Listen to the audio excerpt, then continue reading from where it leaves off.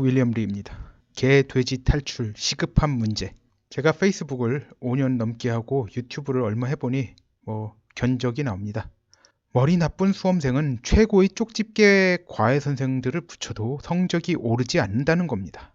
저는 여러분이 개, 돼지 취급당하는 상황을 조금이라도 덜어드리겠다고 진력을 다하는데, 개, 돼지 취급받는 삶에서 탈출하고자 하는 의지가 없는 분들, 자기 스스로 생각하는 능력이 너무 떨어져 경험으로부터 직관이 형성 안 되는 분들은 저로서도 수가 없습니다. 농간으로 선제해서 4대 4였던 걸 8대 0으로 만들고, 지난 대선에서 홍준표로 사람들을 몰아간 것에 이어 세 번째 농간을 부리는 상황에서 현실을 설명해도 못 알아듣는 건지 알아듣지 못하는 척하는 건지 정말 한심합니다.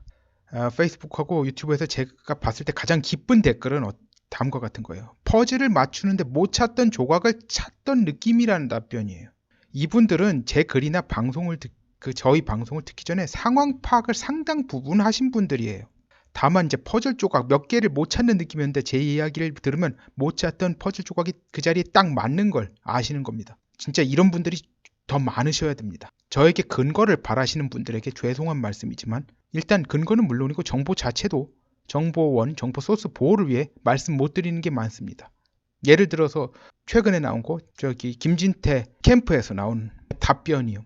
그건 그대로 말을 하면 그분이 정보가 새어나간 데가 바로 나옵니다. 그래서 제가 그걸 말씀 못 드리고 있습니다. 나중에 시간 한참 흐른 후에 이야기를 해드리겠습니다. 그리고 제가 그 모든 것에 근거를 대려면 CIA나 모사드급이 되어야 합니다. 아니면 이란 대혁명 발발을 CIA보다 일주일 먼저 예측한 미츠비시 종합상사 정도 돼야 합니다. 제가 그만한 역량이 있으면 영상을 이렇게 만들겠습니까? 그리고 목소리도 저보다 더 좋은 사람을 갖다 썼겠죠.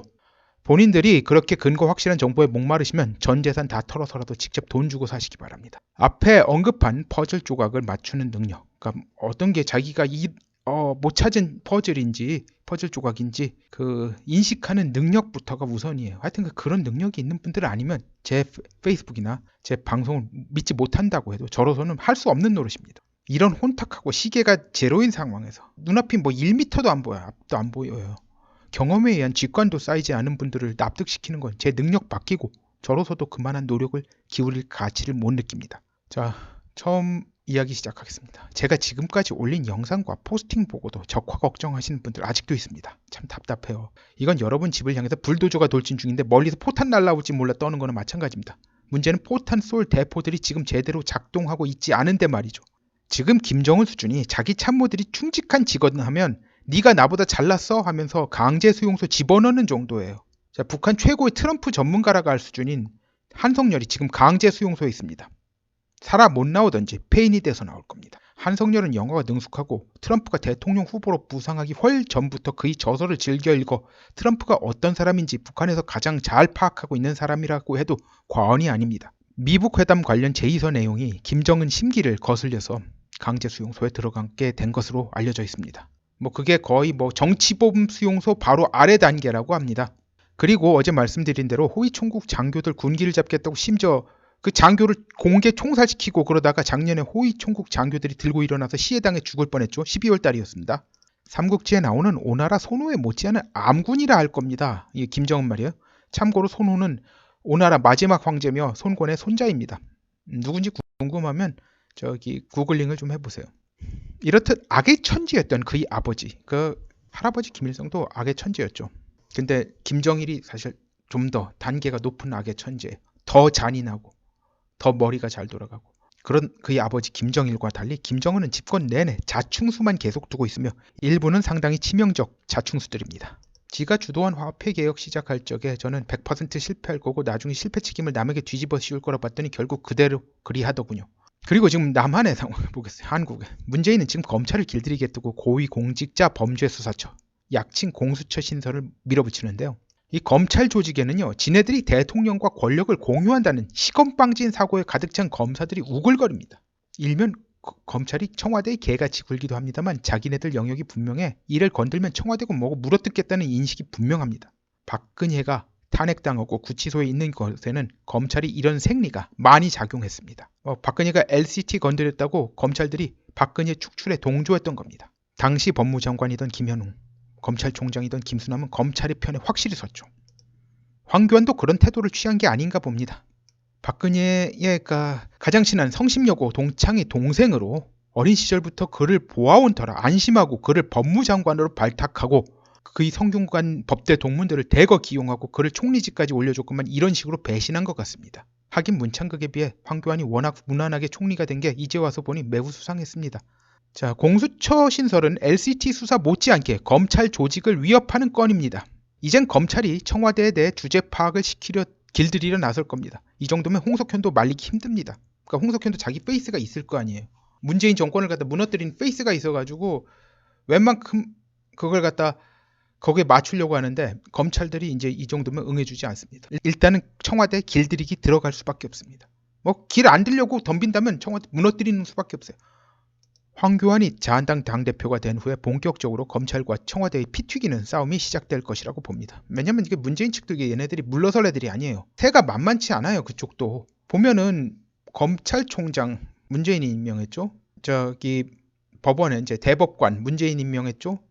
지금 그리고 법원 행정처를 갖다 문재인 측에서 잡고 있습니다. 그래서 김경수 재판 2심 재판관이 완전 우리 법 연구회 사람으로 지정됐죠. 안심하고 한 거예요. 안심하고. 근데 그것도 몰라요. 우리 법 연구회건 너희 법 연구회건 간에 그 사람도 양다리 걸치고 있을 수 있어요. 문재인 측에 충성을 할지 아니면은 홍석현 측 말을 들을 수도 있어요. 그건 모르는 일이에요.